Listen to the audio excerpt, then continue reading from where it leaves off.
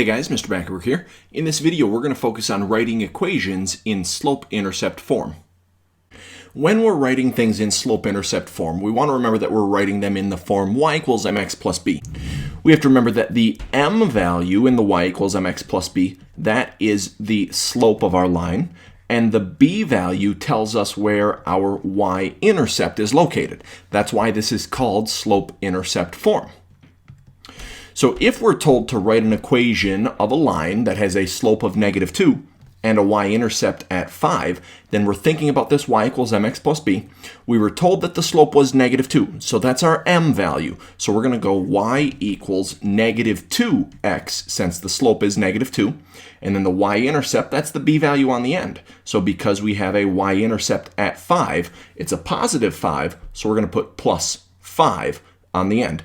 So this equation fits this situation that we were given. Its m value, its slope is -2, and its y-intercept, the b value, is positive 5. As we look at this example, we are asked to write an equation for a line that has a slope of 8 and a y-intercept of -7. So remember, slope-intercept form, we're writing it out in y equals mx plus b form. The slope is your m value, and the y-intercept is your b value. So we're going to go y equals 8x. And then for our y-intercept, we have -7. So on the end, it's going to be -7. So we get the equation y equals 8x minus 7.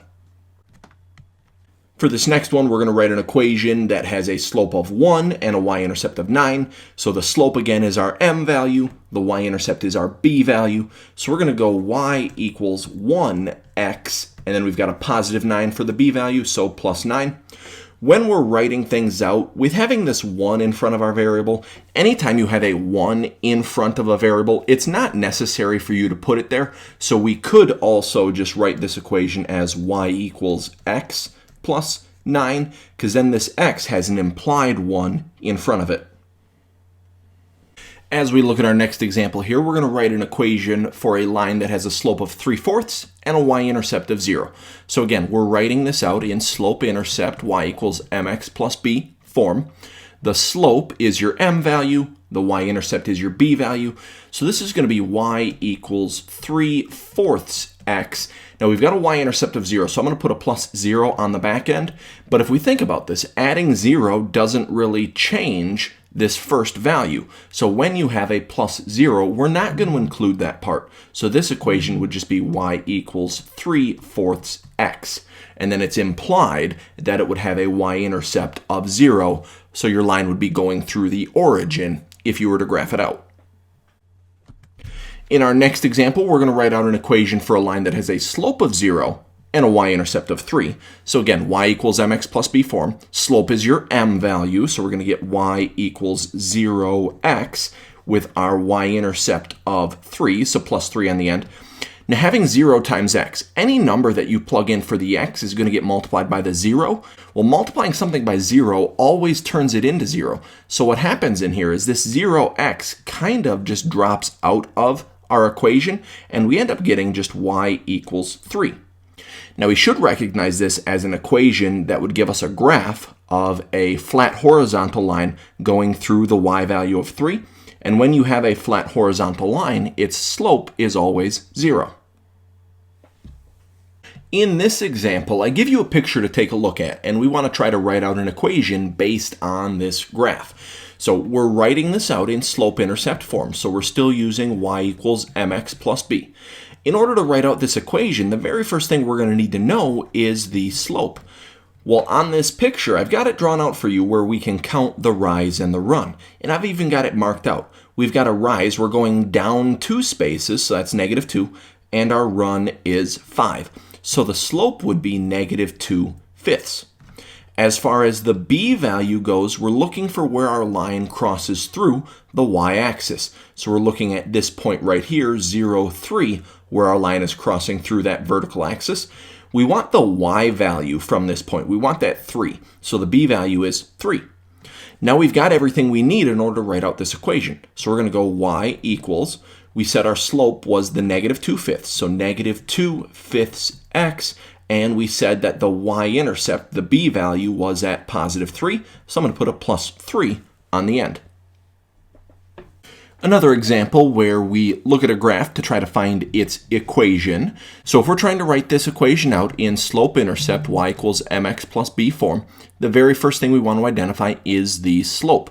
So here I've got 2 points labeled on my graph. So there's 2 ways that I could go about finding the slope. I could use my slope formula, where it's y2 minus y1 over x2 minus x1, or because I have an actual graph in front of me, I could just count the rise and the run. I'm going to do it that way because I have the graph. So if I count the rise, we're figuring out how much we move up or down, getting from our first point over to our second point. So we go up by 4 spaces, so that's a rise of 4. For the run, we go over 3 spaces, so we've got a run of 3. So the slope is going to be 4/3. For our b value, we're looking for where our line crosses through the y-axis. So that's this point right here at 0, -5. So the b value is the -5. So I'm going to write out the equation y equals 4/3 x minus 5. In our next type of example, I give you 2 points. I don't give you a picture to look at, but I give you 2 points, and we're going to write an equation based on those 2 points. And we're still going to write our equation out in y equals mx plus b form. Now, with these 2 points that I'm giving you, one of the points actually tells you where your line is going to cross through the y-axis. And your y-intercept will always look like 0, b. So as we look at this first point where it's 0, -3, that -3 is your b value. So we've got one piece of information we need. We know the b value is -3, but we also need to know what the slope is. And I don't tell you what the slope is this time. And I don't give you a picture to look at to count rise and run. So I mentioned it on the last example, but we're going to have to use it here. In order to find the slope, we have to remember our slope formula, where it's y2 minus y1 over x2 minus x1. And I'm going to label my ordered pairs. So my first ordered pair is my x1 and my y1. My second ordered pair is my x2 and y2. So I label those because that helps me get the numbers plugged into this slope formula where they need to go. So the y2 value, if I start plugging these in, the y2 value is -1, minus the y1 value is -3, and then on bottom, the x2 value is 3, minus the x1 value is 0. So on top, we've got a double negative that we're going to clean up in here. -1 minus -3, that double negative is going to turn into a +3, so -1 plus 3 is 2. And on bottom, 3 minus 0 is just 3. So our slope is 2/3. Now we've got both pieces that we need in order to write out our equation. So I'm going to go y equals, we just said the slope was 2/3. We put our x on that. And then our b value was -3. So I put -3 on the back end. One more example like this. So we're going to write an equation given these 2 points, and one of them tells us where our y-intercept is. So we're writing this equation in y equals mx plus b form again. And remember, your y-intercept will always look like 0, b. So we're actually focusing on the second point this time. The b value there is 5. So we've got a b value of 5. We do still need to find the slope, and we're going to use our slope formula again. So y2 minus y1 over x2 minus x1. I'm going to label my ordered pairs. So this first point tells me my x1 and my y1. The second point tells me my x2 and my y2. So I'm going to start filling these numbers in where they need to go. My y2 value is 5. Minus the y1 value is 17, and on bottom the x2 value is 0, minus the x1 value is 4. Now on top, if I take 5 minus 17, I'm going to get -12, and on bottom, if I take 0 minus 4, I get -4. Now when we divide this out, because we're dividing 2 negatives, that's going to give us a positive answer, and 12 divided by 4 is just going to give us 3. So the slope here is 3. Now we've got both pieces that we need in order to write our equation. So it's y equals, the slope is 3. We attach our x on that, and the b value is 5. So I put +5 on the back end. That's going to be it for this video. Thanks for watching.